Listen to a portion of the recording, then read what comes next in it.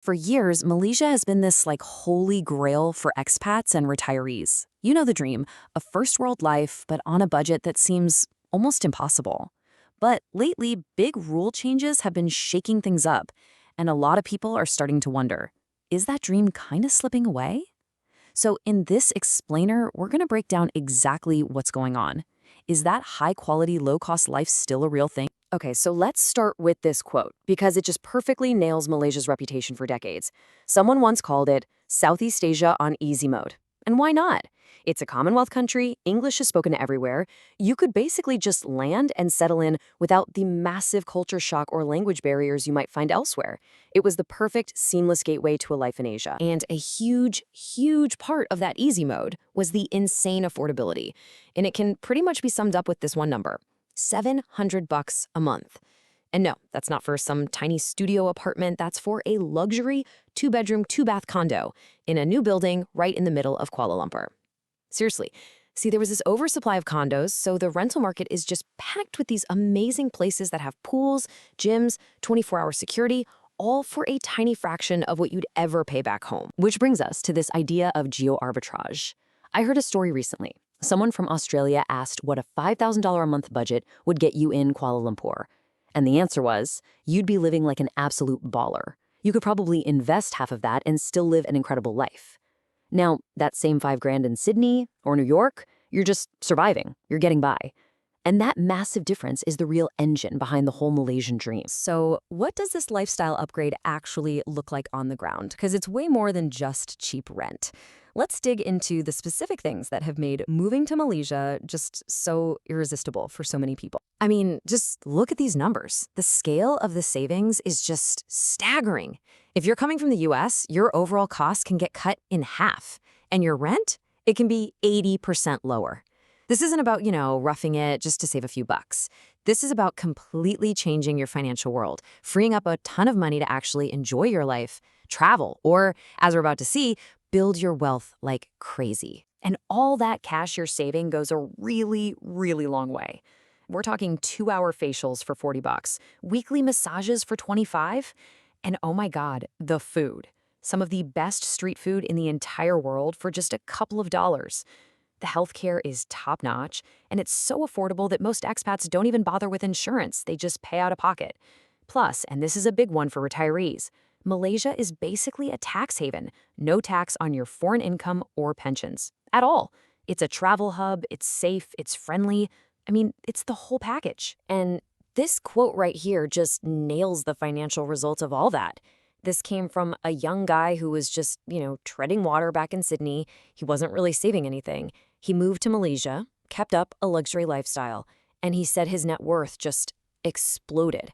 So for anyone who can work remotely or has a job they can transfer, it's a total financial no-brainer. Okay, so this all sounds a little too good to be true, doesn't it? Luxury life, financial freedom. What's the catch? Well, for a long time, the pathway to this whole dream was a special visa. That was like a golden ticket.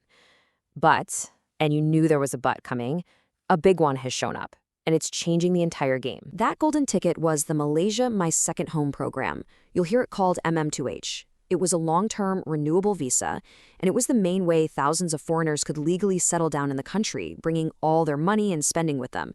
For a good long while, it was one of the best residency programs on the planet. But it didn't stay that easy. Let's kind of trace how this whole thing started to get complicated. Back in its golden age, around 2002, the MM2H just needed a reasonable bank deposit, about $35,000 US. Simple enough. Then, boom. In 2021, the rules got way, way tighter. The required deposit jumped to around $210,000, and you had to prove you were making over $8,000 a month.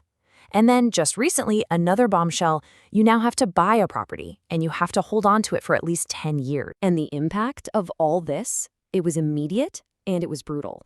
The agencies that handle these visas said that interest from people wanting to apply dropped by as much as 90%. 90? Now, the Malaysian government said they wanted to attract higher value, wealthier people. But for all those long-term expats and the retirees who'd been planning this for years, the message felt pretty clear. The golden ticket was now priced out of reach for pretty much everyone except the super rich. But here's where the story gets even more interesting. It's easy to think Malaysia is just closing its doors, but this isn't happening in a bubble. Other countries, even the ones we think of as safe places to invest, are also putting up their own walls. It's creating this really strange, kind of paradoxical situation all over the world. And you can see that paradox right here. While Malaysia has its tough new rules for us, a place like Australia is making it really hard for Malaysians to invest there. We're talking long delays for approvals, a temporary ban on buying existing homes, and these crazy foreign buyer taxes, up to 9% on top of the price. So yeah, Malaysia is getting tougher, but so are a lot of other places. So with the main gate getting harder to open and other doors getting smaller, is the dream just over? Well, not quite. A new playbook is starting to emerge. People are finding clever, practical ways to deal with this new reality and still make the whole Malaysia move work for them. First things first, the core reason for going is still there. This is a real sample budget for a couple living a very nice life in Penang, and the total comes to just over $1,700 a month. That shows you that even if getting in is harder, the day-to-day cost of living is still incredibly low. The basic math still works. But if you're still determined to get that MM2H visa, the amount of money you need upfront has changed. A lot. You're not just saving for your retirement anymore. Now you need that $210,000 deposit plus at least $125,000 for the mandatory property, all on top of the $1 million nest egg most people aim for. The upfront cash you need now is, well, it's huge. And because that bar is so high now, people are getting creative and exploring other options. If you can actually find a job there, a company-sponsored work visa is a fantastic way to go. For all the remote workers out there, Malaysia now has a newer digital nomad visa. And hey, for people who just want to escape the cold for a few months, you can use a simple 90-day tourist visa and then do a quick trip out of the country, a visa run, to reset the clock. It's not a permanent fix, but it works for a lot of people. So no matter which path you take, the new playbook is all about careful planning. This checklist is absolutely key. Number 1, get your visa approved first before you put any money down on rent or house. 2, budget for all the costs, including the hidden ones. 3, get local help. Find agents and lawyers who actually know this stuff inside and out. And 4, keep a perfect paper trail of everything. Seriously, preparation is your best friend here. And maybe this is the new way to think about it. This quote was actually about the high costs of investing in Australia, but it fits Malaysia's new situation perfectly. Instead of seeing all these high fees and strict rules as a punishment, maybe you should just see them as tuition. You know, the price of admission to what is still a beautiful, safe, and incredibly affordable place to live. So, that leaves us with the big final question. Malaysia's legendary easy mode is, well, it's definitely getting harder. The rules are tougher. The costs are higher. But the rewards, that amazing lifestyle, the incredible food, the super low cost of living, they're all still there. So the ultimate question you have to ask yourself is the reward still worth the new level of risk?